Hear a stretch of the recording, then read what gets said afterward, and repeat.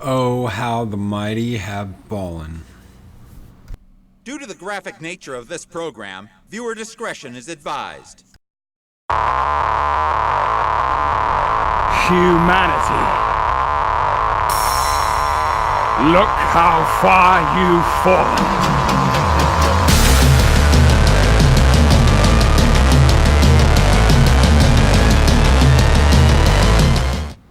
Rise of the Skywalker reviews on Rotten Tomatoes are a mixed bag. Well.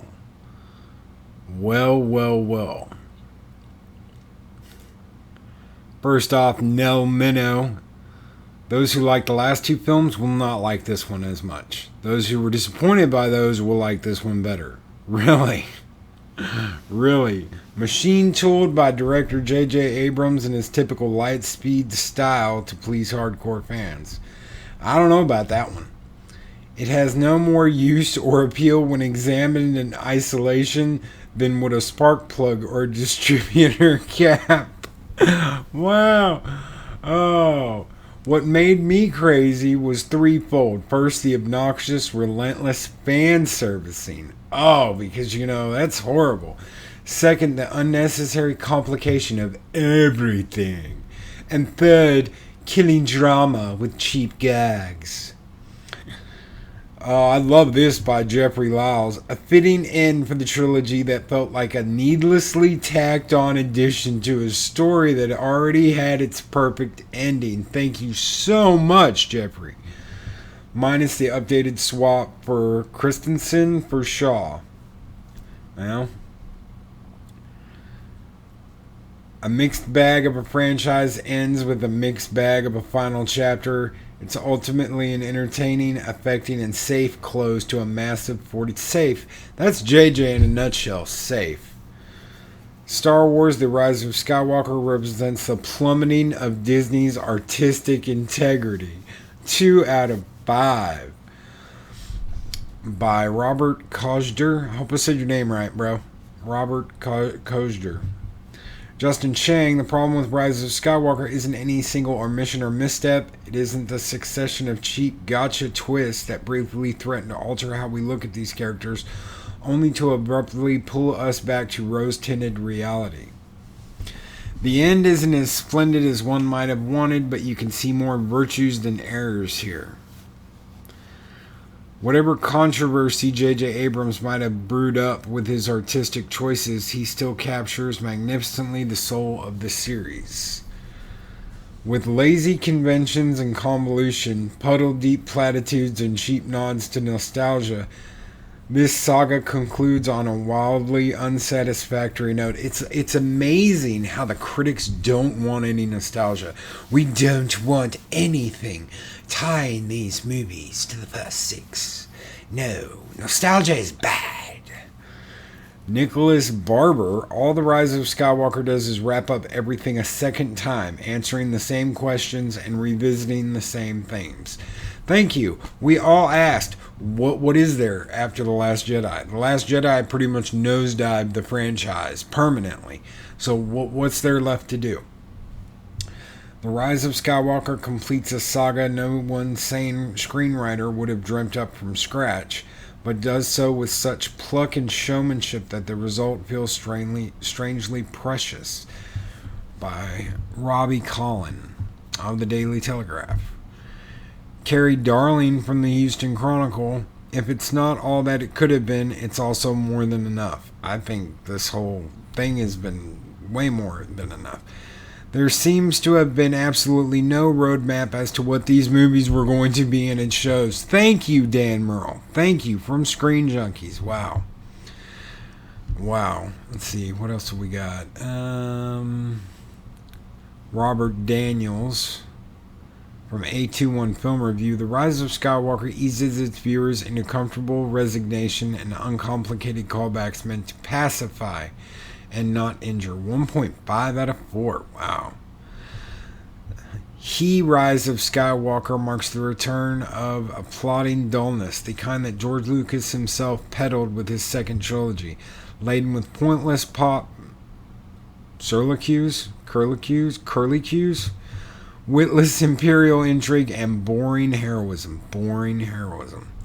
Gotta love that. It's a somewhat soulless delivery system of catharsis, but Disney and Abrams are banking on the delivery itself to be enough.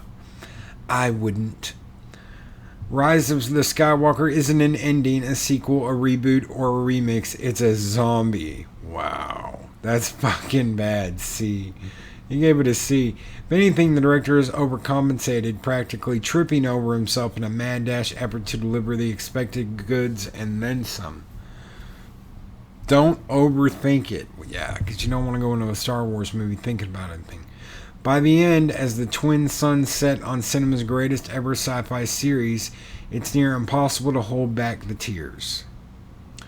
Grace Randolph. The cast does a very good job, but this trilogy is stuck in a nosedive it can't escape. The movie tries to use fan service to save the day, but it just comes off as desperate. Thank you, Grace. Thank you very much. Steve Rose. Of course, there is epic action to savor and surprises and spoilers to spill, but given the long build-up, some of the saga's big revelations and developments might be a little unsatisfying on reflection. Of course, it's going to be unsatisfying. A convoluted and clumsy end to the Skywalker saga. Wow. A densely packed highlight reel fails to tell a story that's narratively interesting, thematically cohesive, or that builds any impactful stakes designed to tantalize and delight in the hope those things cover up its many shortcomings. I could go on. We got Eric Eisenberg. We've got 2 more pages of this shit. I'm going to go with Eric Eisenberg as the last one. J.J. Abrams decided to play revisionist with Star Wars The Rise of Skywalker, and in doing so created a mess. No. The mess was already there. The mess has been there since day one. So we've got the press turning on Star Wars. I talked about this yesterday in a video I posted yesterday. When we said this in The Last Jedi, we were called all kinds of names. The Last Jedi. We were called all kinds of names. We were called racist, sexist, homophobic, bigots, bots, Russian spies. And yet now it's okay. It's alright to do this because, you're doing it about a different movie. But when it comes to The Last Jedi, you can't do that. So, but now that we're in the last film and these people, don't care anymore, they don't need those Disney press passes. They don't need those trips out to Skywalker Ranch. They don't need those free lightsabers from Galaxy's Edge. Honesty starts to prevail. Maybe this wasn't that great of a trilogy after all. Maybe it was tacked on needlessly. Disney should have done a whole different set of movies. Either you make these 3 movies and you honor what came before, or just go on and make 3 different movies completely in a different part of the galaxy, in a different galaxy itself.